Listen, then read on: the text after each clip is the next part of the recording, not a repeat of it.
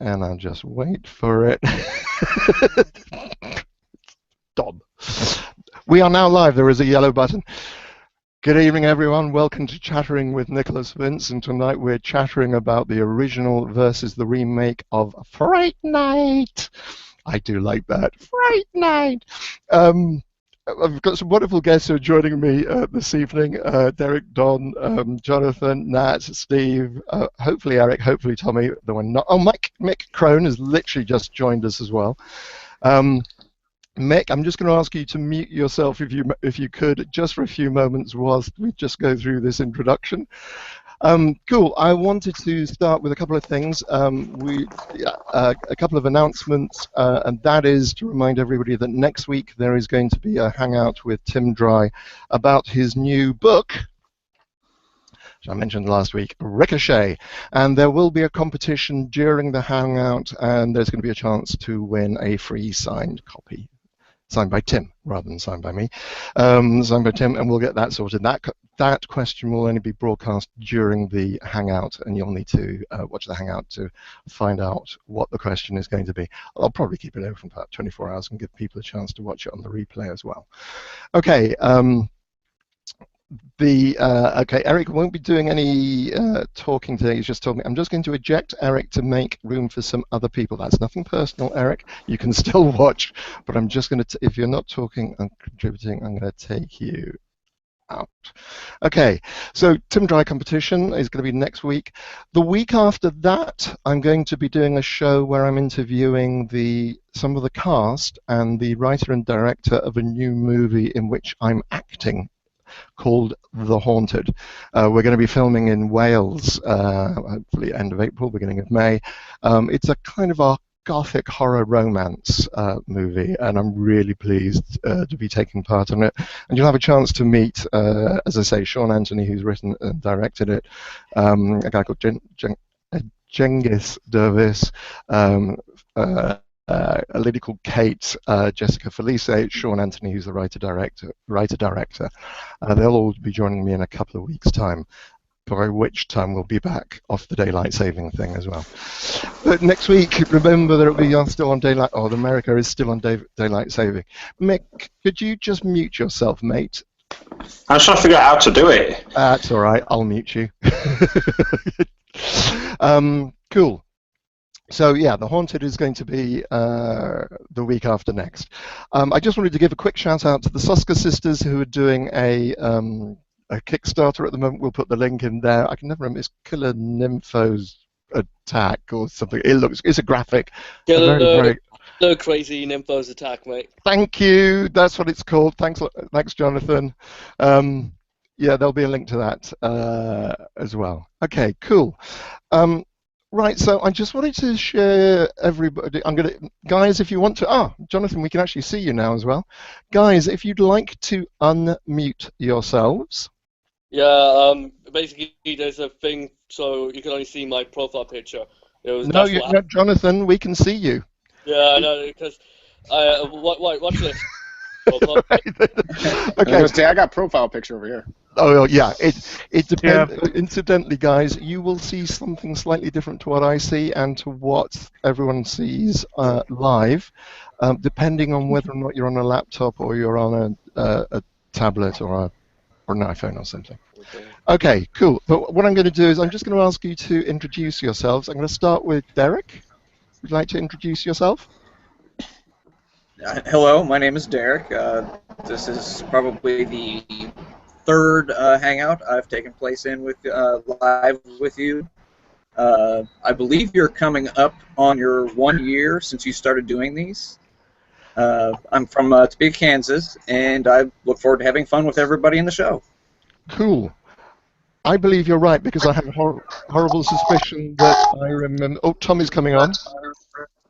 I believe you're right because I suspect I forgot daylight saving around about the same time last year when I was doing this. Anyway, Don, like to introduce yourself?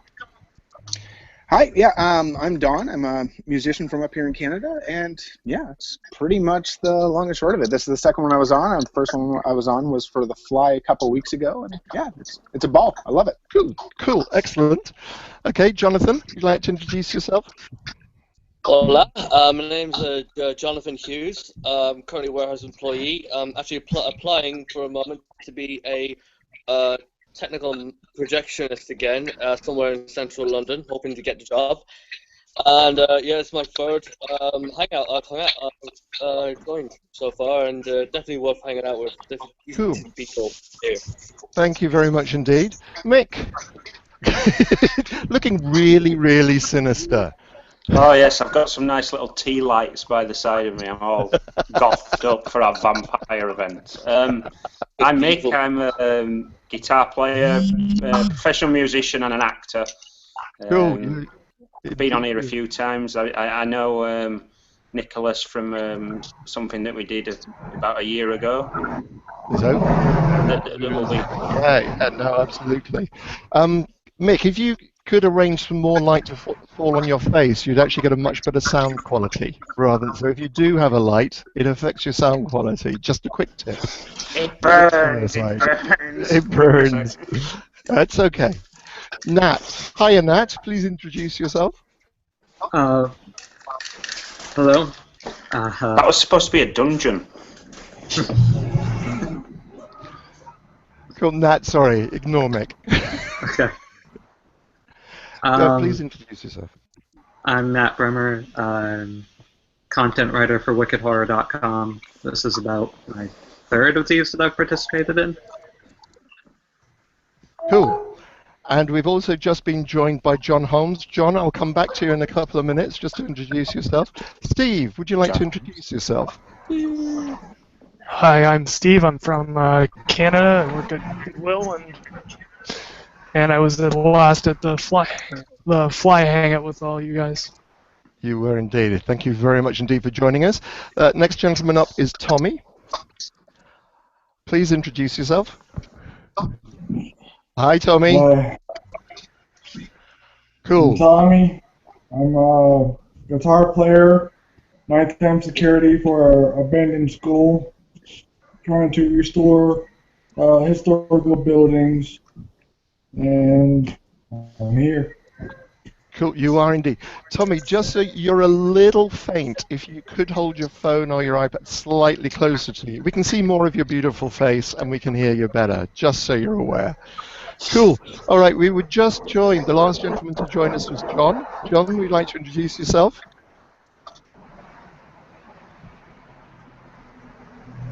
You're waving. Well, we can't hear you. Okay, it's got a beautiful smile.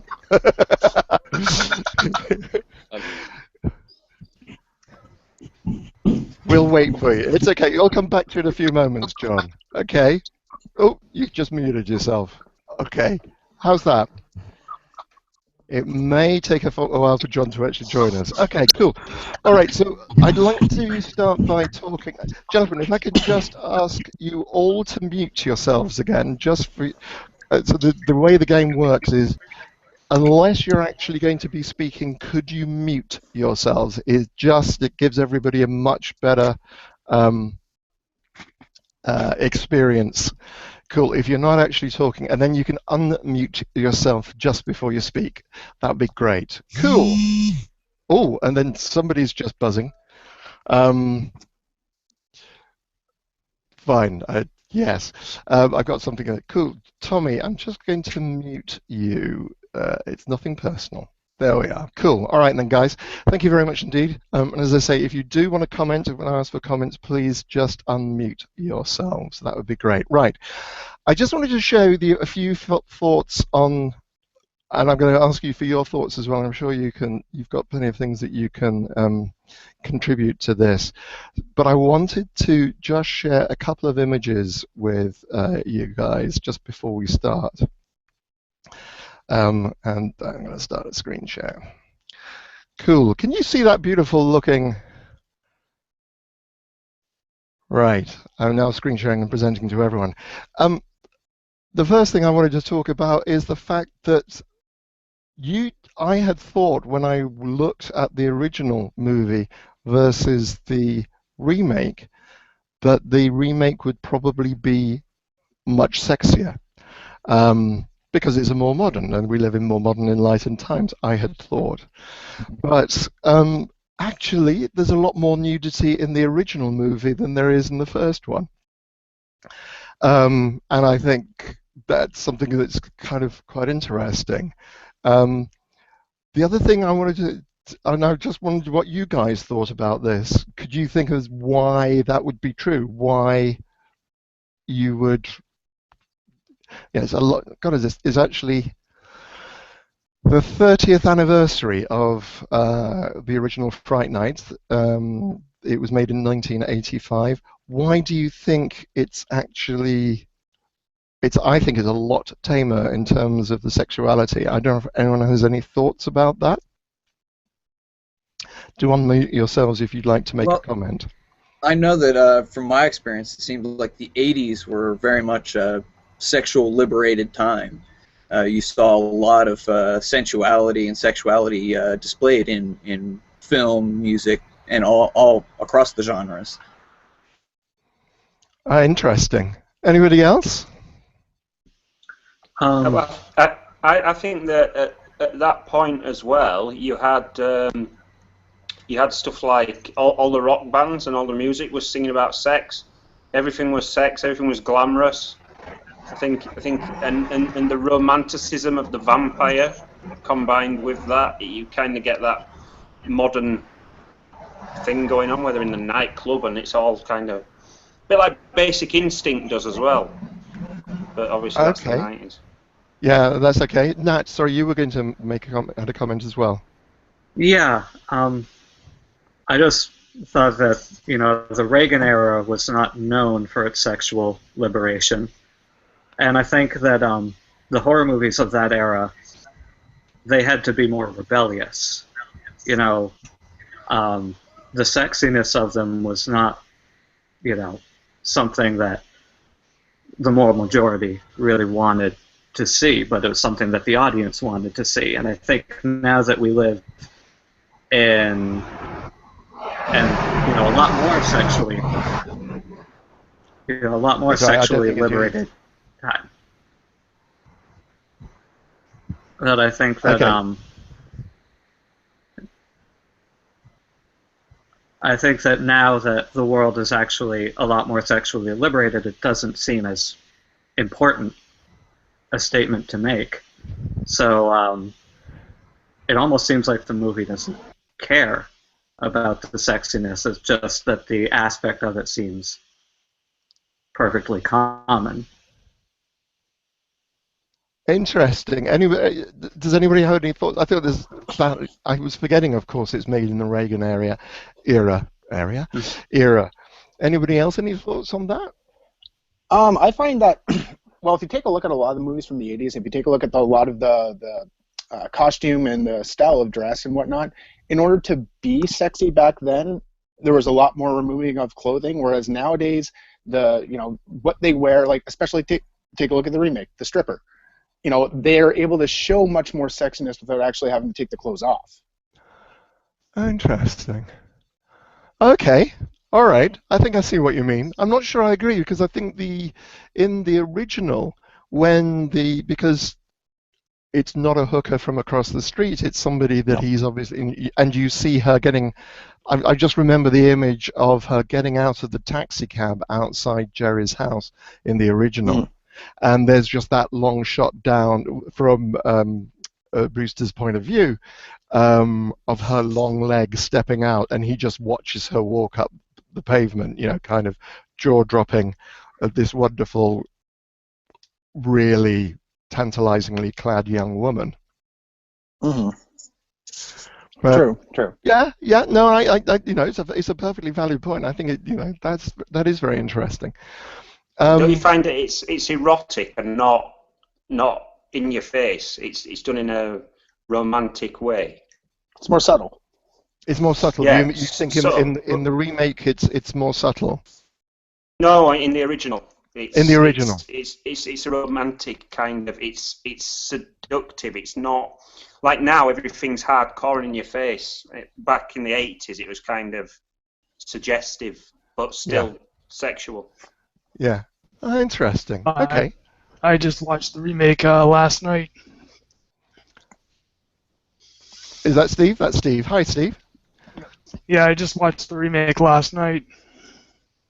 Okay, and what do you think in terms of the sexuality between the remake and the original? I thought the remake was more subtle. Interesting. It's interesting. I'm going to show you my next slide. Bear with me for 2 seconds whilst I do this, because I have to flip around the screen in order to be able to do this. I think that the reason why the remake is less overtly sexual is that, to me, it's just been made into a teen movie, and I've got 2 slides to evidence that, as far as I'm concerned. There's this first one is that you've got, and there's a second point I want to make there, is that there's a lot more based in the school than there is in the original. In the original, you just get the kind of thing where it's really obvious that they're still at school, and he has a conversation with Evil Ed as he comes out, and the fact that he's got a pop quiz and it's tough. And that's really all you see about the school. You don't get to meet anybody else in the school, for example. Whereas in the remake, it's very much based in the school. You get to know an awful lot more of their schoolmates. You get to really understand how Evil Ed, in fact, he's hardly even called it. He's just called Ed. He's not really called Evil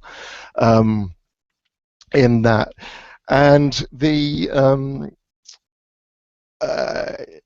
really is a teen movie, as far as I'm concerned. They've taken this horror movie, which was R-rated originally, and I was amazed to find it's R-rated in the remake as well, because I think it's an awful lot tamer than the original movie. But it is definitely, and my second reason for stating that this is a teen movie is because I just recently watched a documentary called Beyond Clueless, which has looked at all the 90s teen movies into the early 2000s. And one of the points they make is that at the moment of sexual awakening, a lot of the scenes happen in a swimming pool.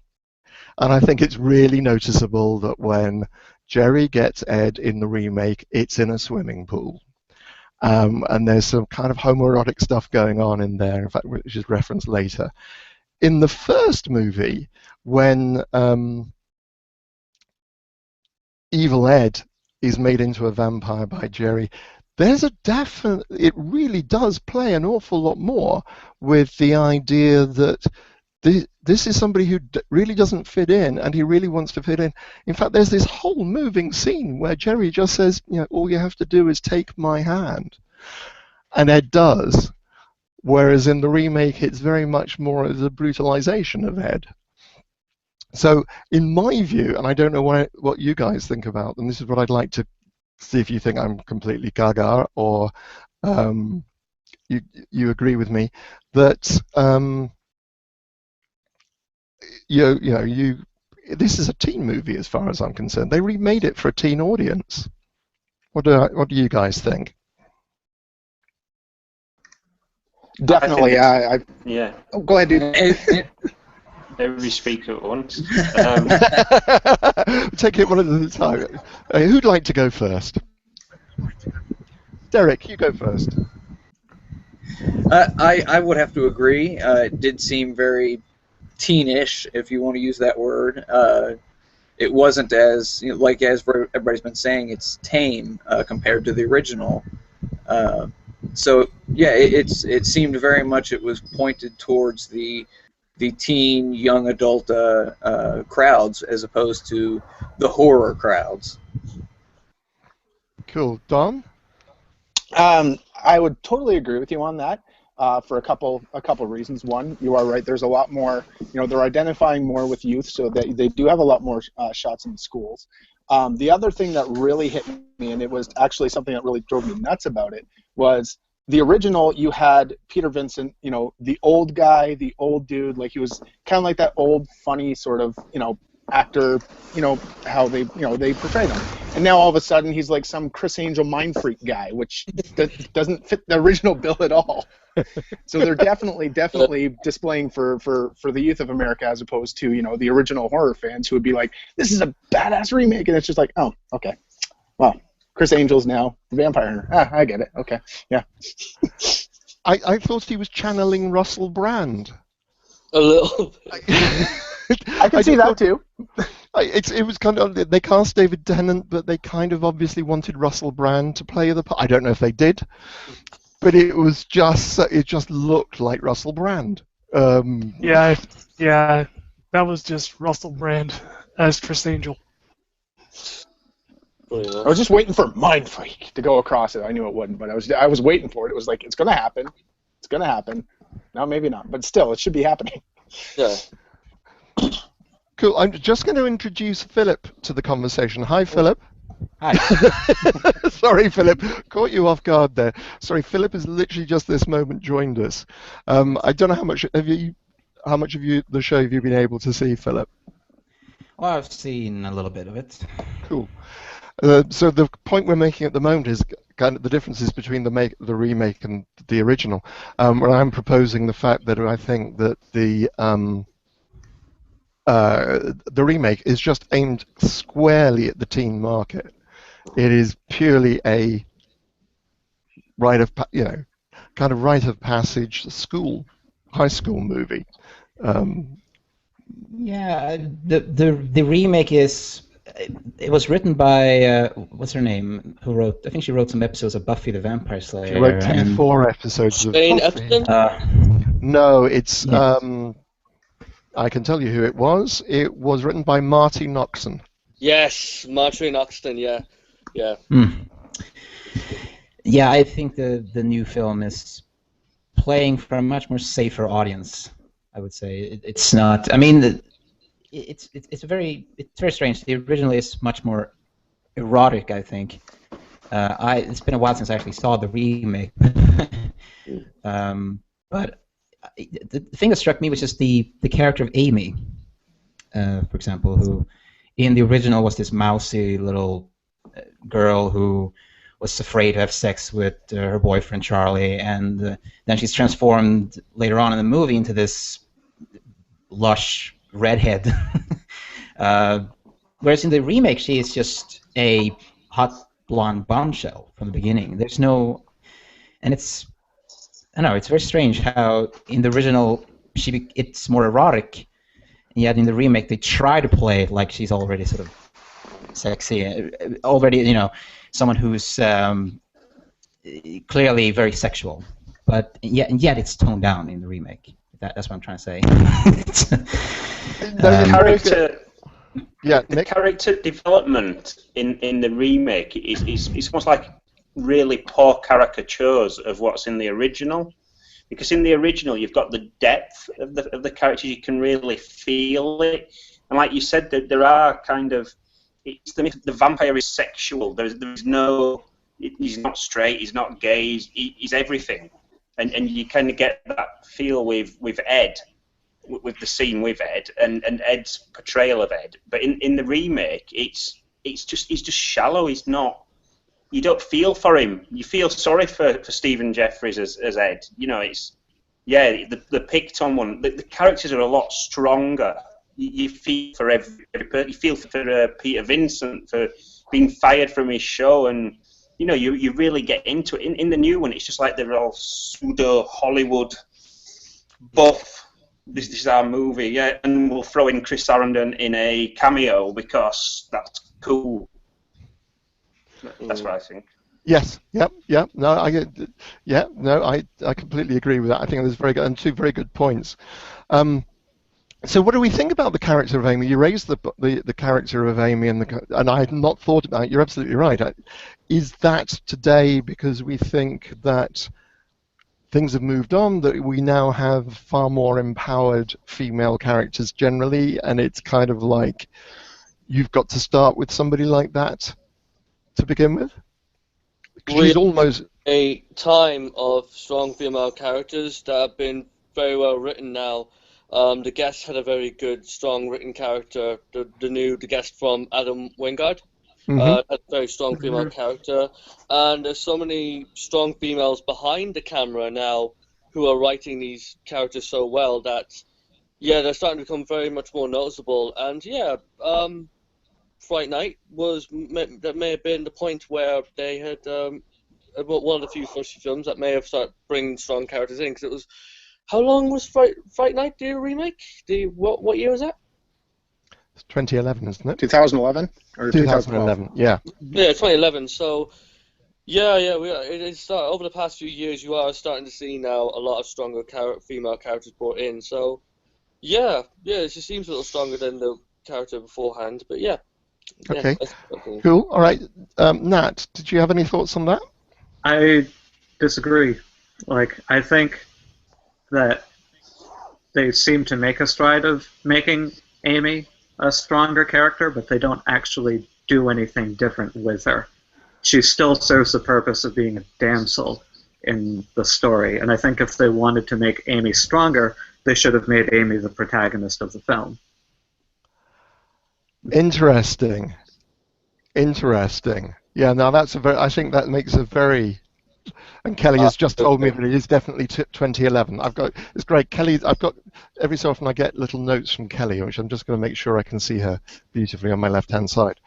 I'll agree with that. I'll totally agree with that. And again, it kind of comes down to, well, at least the way I see it, kind of comes down to what I mentioned before with the way that she may be portrayed, because they're trying to appeal to the younger audience, right? So they're going to put the more. It's like what they did with Carrie. You had Sissy Spacek in the original Carrie, and then you had Chloe, whatever her name was, that was in the new one, and it was a much more prettier face, because they're going for a younger audience. Because don't mind me, I don't know. It's like if you take a look at the original Amy, it's like, that's Marcy, married to children. It's like you can't really sexualize that. It's a certain it's a certain aesthetic in that sense. Whereas they're appealing for a younger audience, so they have to kind of go for that more pretty face and that more figurative body, even though that might not be the character that they use. Cool. That's very interesting. Mick, are you indicating you'd like to say something, or are you just waving your hand at me? No, I was just thinking it's about the money. It's about getting the faces in for the money, for the commercial return. Which they singularly failed to do, according to IMDb. Yeah. Because, I mean, based on the IMDb, I don't know, Steve, I don't know if you happen to have looked at it recently. When I did my research on this, I can't remember quite the numbers, but certainly they doubled their money on the first movie. They doubled their money on the first movie. They only made back 2/3 of their, because it was 30 million to make the remake, and I think they only got about 18 million back, something like that. That's just on the domestic market. It may well have gone on the international markets to make more money, and they may well have broken even. But they certainly it certainly doesn't look as if they made a huge amount of money on it. It's probably because the first one's got such a loyal fan base. The original. Yeah, there is a direct-to-video sequel to this remake that has nothing to do with it at all. The I like sequel's that. terrible. I think that's great. That sequel. No, hold on. So which one are we talking? So there's there's a Fright Night. There's two Fright Night 2s, as far as I understand. There's a follow-up to the first one, and then there's the follow-up to the second one. It's on my Netflix. It's not a follow-up, actually. It's a remake of the original Fright Night. It's not a sequel to the remake. It's a new remake, actually. I watched it, and you got Evil Ed again. You got Charlie again. And you get the same scene with him looking out out the window and seeing. But instead, it's not a male vampire. It's a female vampire in this Fright Night 2. And, yeah, the character of Amy is slightly... I remember in the new Fright Night 2, actually, the character of Amy becomes more of a prominent character in that one. And, yeah, but it was a terrible movie. as I remember most of them. Cool. All right. I'm just going to bring in. I'm just going to bring in a comment from somebody who's watching us who's not actually able to join us, and this is from Ray. Ray says, dumbing down great stories for the tween crowd is super frustrating to me, like what the author of the Hunger Games did with the Battle Royale IP, turning it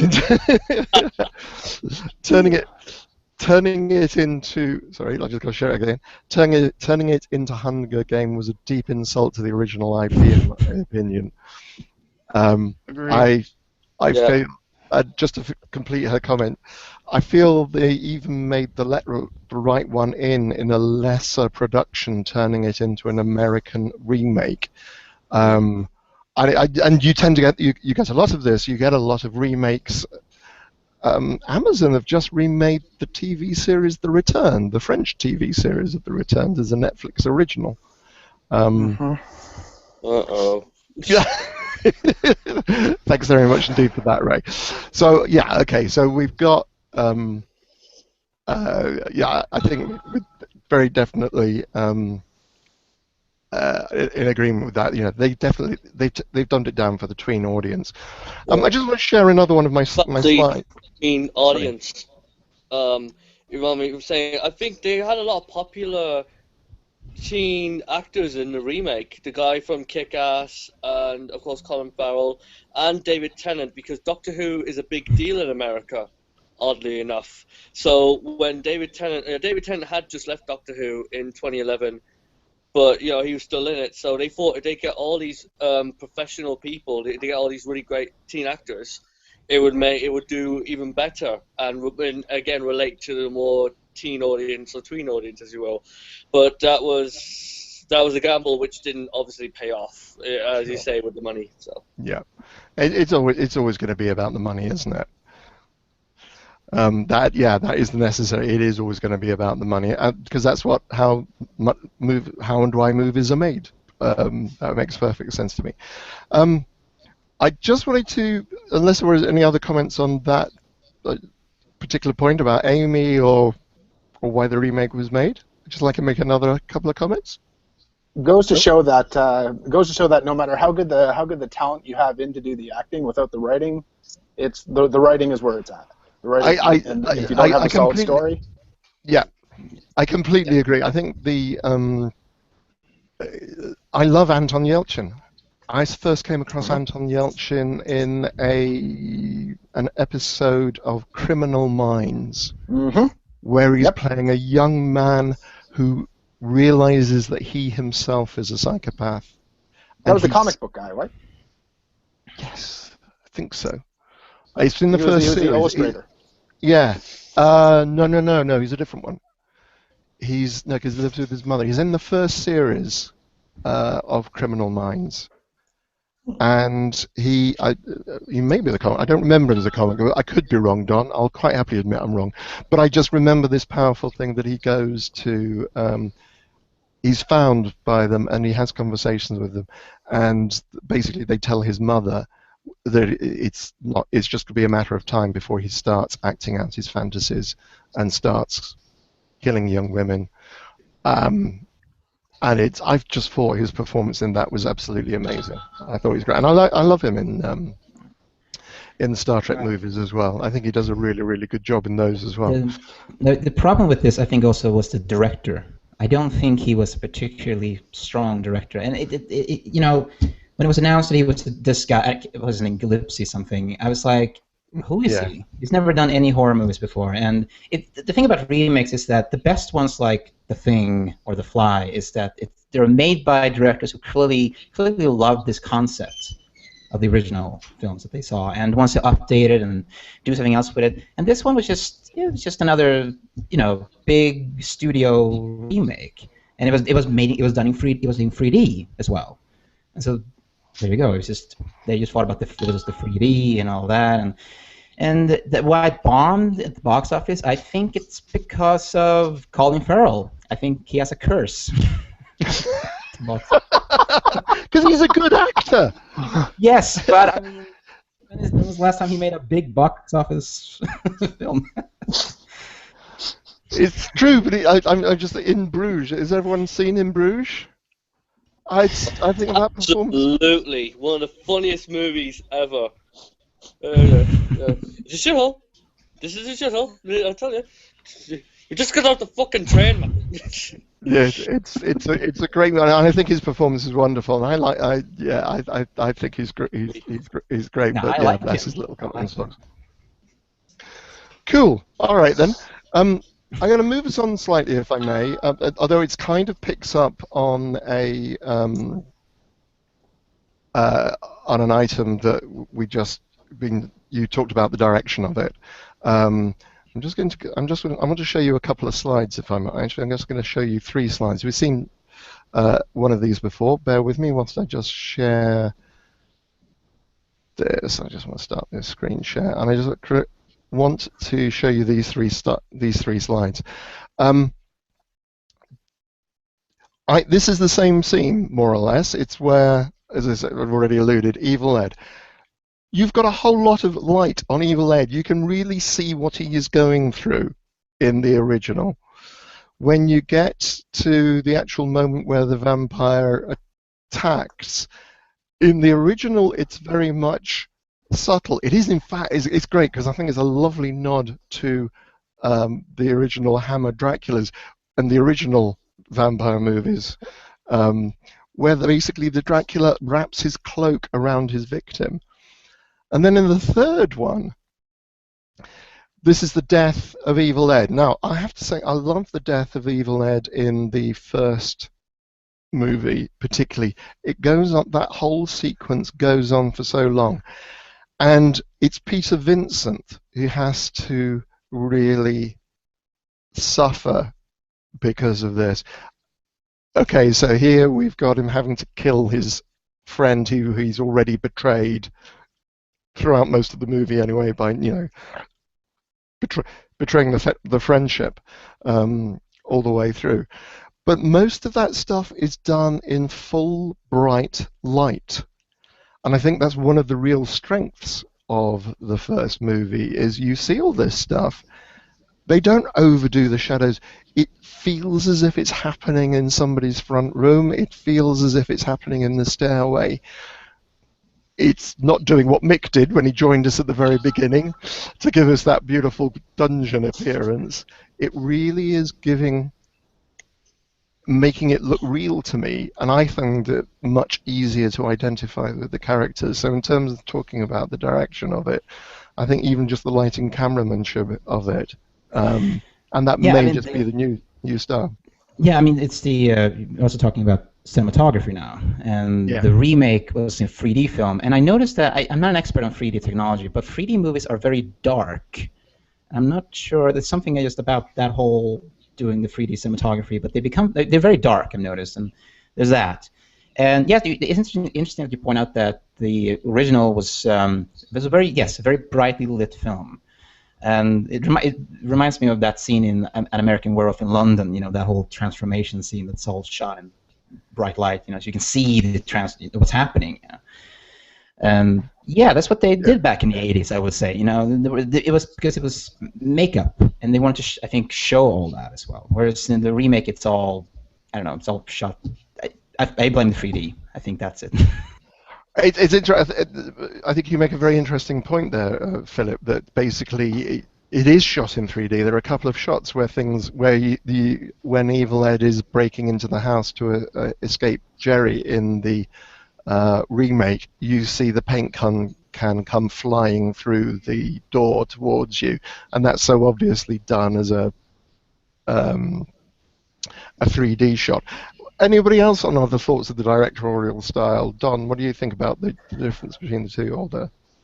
I find that, like, if you look at it, horror in general, like a lot of the earlier horror movies were all shot in the light because you didn't have, like, now you've got like such high def screens and high def television, the dark scenes, like, you can still, the tiny little bit of light that you might see on like a crimson red coming out, it'll come up on it, you'll really be able to see it on the high def screen, whereas back then you wouldn't be able to see it. It'd be lost in the shadows. So they had to do everything in a lot more light back then in order to get the point across. Plus, too, nowadays, like, you can hide that and then throw CGI in it, and it's going to, whereas back then there was no CGI, so it was all about the prosthetic effects, and it was all about bringing the effects across. And if it's all darkened out and you couldn't see it, they'd be spending all the money on the effects, and you'd only get half of the actual visual out of it.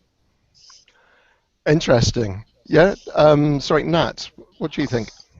Yeah. I think, first of all, that Tom Holland is notorious for being a director who really wants his effects to be shown once they're there. If he goes through the problem of having them in the movie and all the technical trouble of them, he really wants them to be shown. I mean, they're about a half hour of animatronics from Child's Play left on the cutting room floor because it's just too much.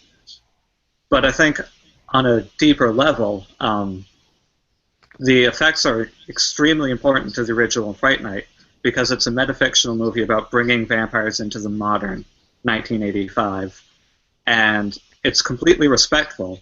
All the rules that the Hammer films set up are still in place, but the way the vampires behave and the physical transformations are how they go about making them realistic, which I think the remake sort of missed. Oh, interesting. Okay. John, I'm just going to say, John, do you want to try? I've just unmuted you. I'm just wondering if we can hear you. No, I'm afraid we can't hear you. I'll leave you alone. It's okay, mate. You're absolutely fine there. We like your smiling face. Unfortunately, we can't hear you. Sorry, Derek, I haven't come back to you. And I'll come to Steve after Derek. What do you think, Derek? The first one was, I mean, obviously they didn't have CGI to do the effects, so they were limited as to using practical effects, which is great. I'm a big fan of practical effects. I think they're more real and more visceral. And with the remake, they didn't overutilize them, but that end sequence was definitely, I think, too overboard with the CGI. I think if they'd remained with the practical effects as other movies had, it probably would have worked a lot better, and they probably wouldn't have spent as much money and recouped some of their losses. Yes, isn't it? Anybody else got any other thoughts on that? Steve, you want to go ahead, or? Yeah. The remake had a lot of CGI in it. I always prefer practical effects to CGI any day. Yeah, I think what's really interesting is that during there is a thing at the end on the extras on the remake where they claim that they used 200 gallons of blood on the remake. Yeah, but they never used it at any point where it's dropping or it's exploding out of somebody. That's all CGI. When he's being stabbed, even when in the scene at the end where David Tennant cuts his finger and you see the drop of blood falling from his finger onto the floor, that's all CGI. Now I wonder if it's to do with the 3D. I don't have 3D television, so I can't see, and that may be why they did that.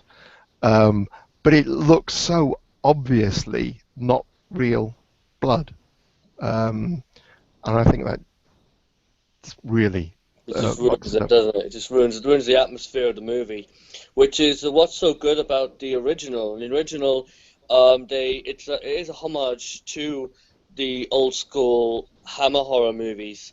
It's just it's so old school, and Steve pretty much pleasantly stole my comment about why people love the old school horror movies is because of the practical effects, because it did make things look realistic. So when you're going into a movie it's going to be 3D, things aren't going to be as realistic. Like I said, the dripping of the blood, it just loses the atmosphere and intensity of the movie as well, unfortunately, which is what was so good about John Carpenter's The Thing, and again the Fly as well, and so many others. It was just all, including Ridley Scott's Alien. They're all practical as well, the creatures and everything. So, yeah. It is very interesting. Philip, did you have any thoughts on that? Oops. You'll need to unmute yourself. Sorry, Philip. Yeah, there you are. Yeah, the CGI is a big problem with horror movies today, and I don't know. Maybe it's because of budget issues. I'm not sure. It's 3D probably. They just don't know how to use it properly. Maybe that's it. But yeah, it would need more practical effects in films today. And yeah, it just looks like you're seeing the vampires in the remake, and they just look like it reminds me of that movie Van Helsing. You know, the CGI with a mouse. I mean, it just doesn't. It takes you out of the film because it's not real. And that's the inherent. I think that's the inherent problem with it. It's okay to watch a sci-fi movie, for example, because it's space, whatever. It's going to be everything's going to be it's going to be fake. But a horror movie, it's supposed to be here comes the creature, and it's like, oh, that looks like a computer effect. It just doesn't. For me, it doesn't. I'm trying to think of a horror film today where I've seen a CGI monster, for example, and went, wow, that looks really good. But I can't think of any. I wanted to show you. I'm just going to present to everybody. This is my I don't like CGI. This is exactly. This is. Wow. This is Amy at the end of both of those movies. Now, and obviously it's the remake at the bottom, and she's obviously got some sort of prosthetic on to make that green, so that you can put the green on her face, so that you can get the effect on the right-hand side. The thing about, and it only appears very briefly in the movie. It's just there for like a few seconds that you actually see like that. In the original, that is a practical effect. And it's a mask. It's you get far more with the teeth. You kind of feel, it catches the light better. You can see the hair stuck in the teeth there. Yeah, no, absolutely. You can see the whole you can see the whole thing there, and I think to me the other advantage, as I say, in the remake, it's just there for a few moments. Do you see it like that? Whereas in the original, there's a couple of minutes of her chasing him around and leaping for him and trying to get on top of him. It's probably about a minute and a half in the cellar. And that's what the practical effect allows you to do, because once it's there, and she can, and it's the same with Jerry Dandridge in the first movie as well, he can kind of speak. I mean, he howls, he doesn't actually have lines, but it actually allows the actor to really give a decent performance. And I think they can look at, apart from anything else, they can look in the mirror and before they walk on set and say, wow, that is amazing. Cool. So you also get a lot. I was going to say you also get a lot of that, especially because they have to take so much time in putting that practical or designing it and putting it on the actor. So if they go through that much time, they're not just going to go through all that just to have for a split-second shot.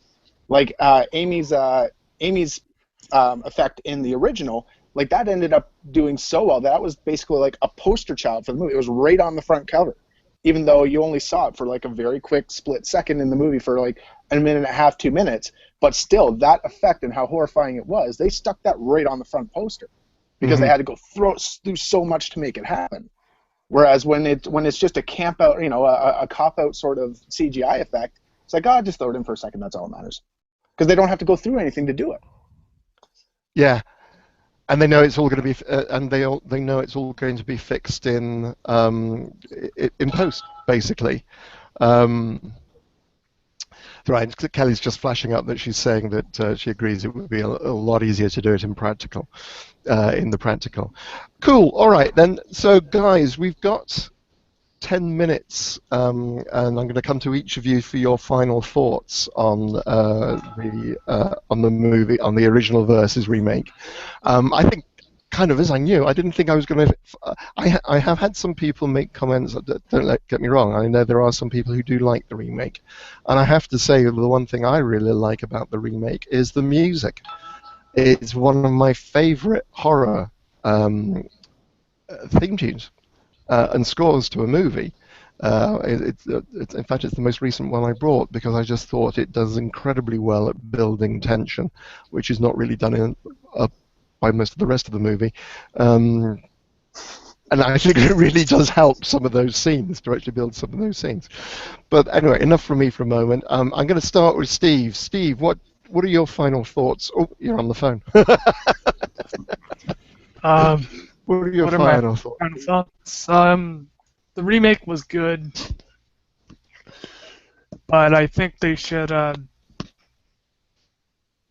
do like a maybe another with like Chris Sarandon reprising his role. Oh, interesting. Bring back Chris Sarandon to play Jerry. A number of years on. Meta remake, maybe, you know, just having play himself and someone approaches him going, "Hey, it's a vampire trying to chase me." You were in the Fright Night movie, right? Can you help me?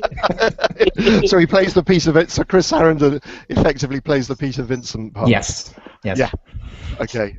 Cool. Yeah, that sounds like a nice idea. I'd probably go and see that movie. That sounds really good fun.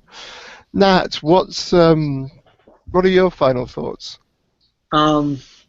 I think the character of Peter Vincent perfectly embodies how the remake sort of falls flat, because you have the original, which is a story about adapting vampires into the modern era, where they'd fallen flat by that point in the 80s, and then rejuvenating them and giving them new life. And then you have a character who is an old relic of those times, unable to adapt to the modern era.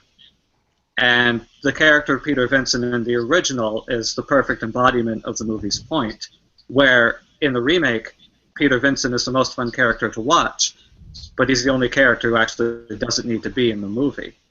He ends up serving no real purpose. Yes, no, I think you make a very good point. I did feel really sorry for David Tennant in that, because there are a couple of things. For you've got a weird backstory as to what, you know, that it was his parents who were killed by this particular vampire that suddenly just dropped in out of nowhere. It just doesn't fly as far as I'm concerned. Mick, what are your final thoughts?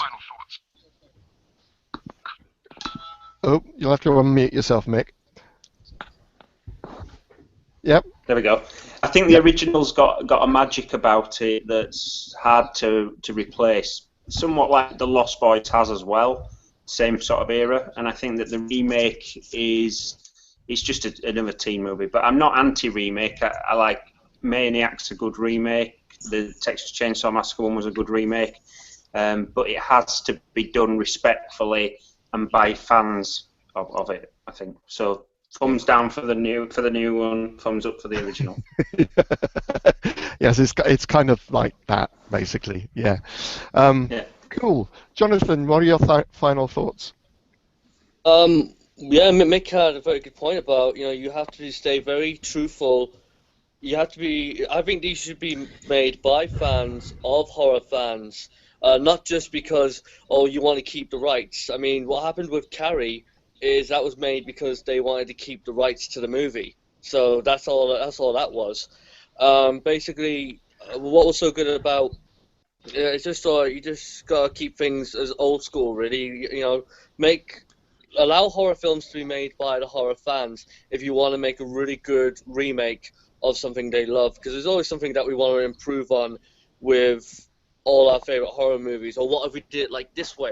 Or what if we did it like that way?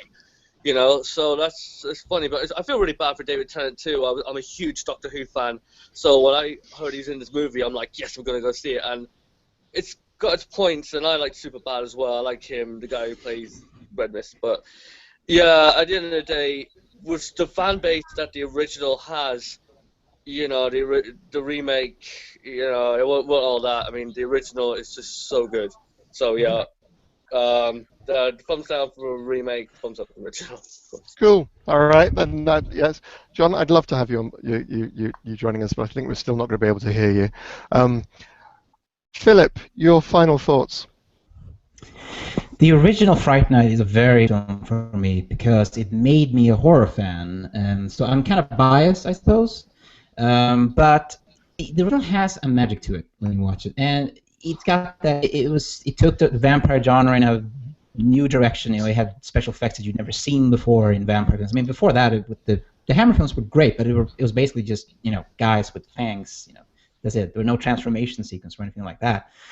And so the original, it was about the horror genre and the state. I mean, there's that great line in the original where Roddy McDowall says that he's been fired because no one wants to see vampire films anymore, or just movies about guys in masks butchering virgins. The remake doesn't do that. It doesn't. I remember I don't remember what his name is. McLovin from Superbad. He says, "Oh, Twilight sucks," and that's it. I think that's the only thing it has to say about the vampire genre. And so I got really nothing out of that. And the setting in Las Vegas, it was just, and the character of Peter Vincent. I think the writer, she said that, oh, the original Peter Vincent doesn't work anymore because no one watches horror shows anymore or something. And so she introduced this whole Las Vegas thing, and it just doesn't work. It falls flat. Really flat for me. Cool. All right. So thumbs up for the original. Sorry, John has actually managed to contribute. John has said the original has more of innocence lost to evil, where the remake. Oh, sorry, Jonathan. Bear with me, Philip. Jonathan, I'm trying to get up. You've just made a comment, and I was trying to read it. And bear with me. And I want to see if I can show you your comment. No, sorry, John. You did make a comment where you're saying it was. I can't actually see it. I can't share it on the screen. Don, what are your final thoughts? Oops, there's Don. Don. Oh, hi. Oh, I totally missed that. My apologies. But no, specifically saying, I'm definitely for the original. The remake really made me. I tried watching it the first time, and I found out that I wasn't able to get through it all. So I'm like, all right, second time, gonna have a bottle of wine with it. The more I drank, the more I was able to watch. So it worked in that sense. But at the same time, what they went for with the remake, they lost everything that the original had. Especially with, like, they screwed with the story. Like, if you're going to remake it to the point where you have the characters as the same names, keep the same storyline and make kind of like what they did with Carrie and just modernize it if you want to do that. Because in Carrie, it was the same storyline, but they modernized it. Whereas, they were just yelling at her in the shower. But in this day and age, what are they going to do? Of course, they're going to take video on their cell phones and they're going to post it onto YouTube. That's what would happen in a modern-day society. So it modernizes it, but it keeps the same storyline. This, they screwed with the storyline because Chris was originally the one that found out about the vampire and told Evil. This one here, completely backwards. Yeah. And and just the way they went through everything, the whole thing about vampire, when he goes to bite when he bites somebody, and they turn by the next dawn. Well, all of a sudden he bites the stripper in the basement. Yet the exact 3 minutes later, when they try the escape, Dawn comes and she blows up. But that wasn't like that in the original movie. In the original movie, they only turned by the next dawn, or by the next dawn. So like they screwed up so many different things, and it wasn't consistent. The director and the writer, as far as I'm concerned, they should have done more of their homework into the original to be able to make a remake that would keep everybody happy. There's too many inconsistencies I found. Yeah, no, absolutely, and I suspect we're always happy to blame the director and the remaker, but actually the producers have an awful lot of influence as to what a director and a director and a writer can do. And this echoes. I've managed to find John Holmes's comment. The original has more of innocence lost to evil, where the remake is about the trend of high schoolers surrounded by evil succumbing to it. Too much of Hollywood's control on the money. Yeah, which echoes what you just said. I think what we're just saying, it's very obvious. It was done for the money, but if you do just do stuff for the money, kind of inevitably, it fails. There's nothing bad about making profits and making movies, and you need to make profits if you need to make other movies. But in this instance, look, hey, we're coming up. We'll remake it because that was a good movie, and it'll easily find an audience. Another quick thing I will just say, and to my final comments on this, were I had watched the remake sometime last year, just because I was curious, without having seen the original, and I actually didn't find it too bad to watch. I thought it was a bit cringe-making, and as I say, I really enjoyed the score of it, and kind of liked what they did with the Ed character and that whole thing of friendship betrayed. I thought that in high school, and that terrible thing of one person wanting to grow away from another one and wanting to be with the popular cool kids. I thought that was really quite interesting. But overall, once you go back to the original, having watched the original again in preparation for this, it's just 10 times better for all the reasons that we've outlined. Guys, this has been a lot of fun. I just wanted to thank you. I want to thank John. Derek had to leave us earlier. He said he had to get had to leave us early so he could go to work. I've got lots of comments here from Kim, Kelly, from Ray. Thank you very much indeed. I'm sorry I wasn't able to include everybody's comments, guys. Just as the best way is to comment not within the Hangout app, but actually to comment on the. I will try and work out if I can get the comments from the Hangout app into this as well. I can get them from Google Plus and YouTube. But thank you very much indeed, gentlemen and ladies in the background, for joining us. I hope to see you next week when we're talking with Tim Dry and his publisher, Simon Marshall-Jones, about Tim's new book, Ricochet. And remember, if you want to get a free signed copy of this, watch the show or watch the remake within probably about a day, 24 hours of it going online. I'll leave the competition up, which will be done via Facebook, by the way.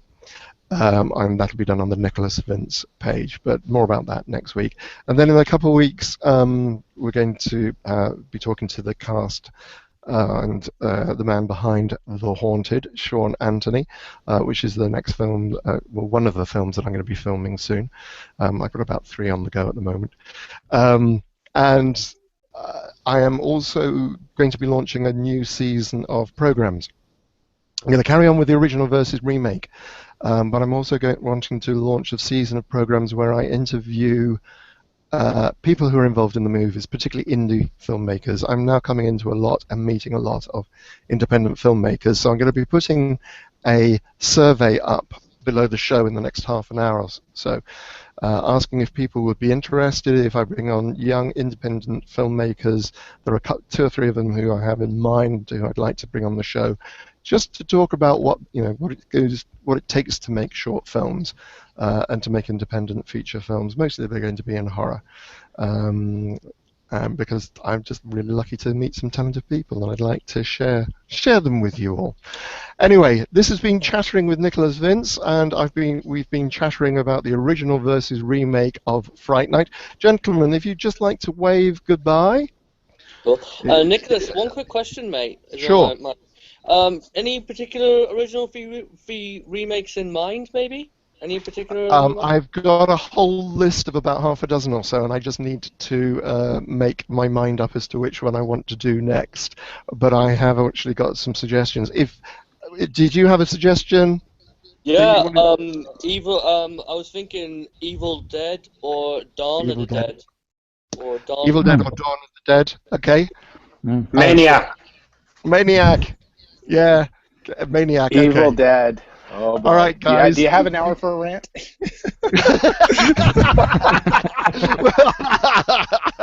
John, we usually do.